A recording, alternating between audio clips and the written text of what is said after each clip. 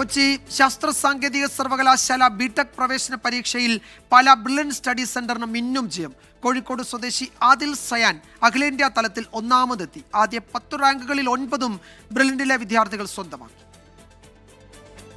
കോഴിക്കോട് ചുള്ളിപ്പറമ്പ് സഭാ വീട്ടിൽ doctor Muhammad ഉസ്മാന്റെയും doctor സീനയുടെയും മകൻ ആദിൽ സയാൻ ഈ വർഷത്തെ JEE അഡ്വാൻസ്ഡ് പരീക്ഷയിൽ കേരളത്തിൽ 3ാം സ്ഥാനം കരസ്ഥമാക്കിയ ആദിൽ കുസാറ്റ് എൻട്രൻസിൽ ഒന്നാമനായി.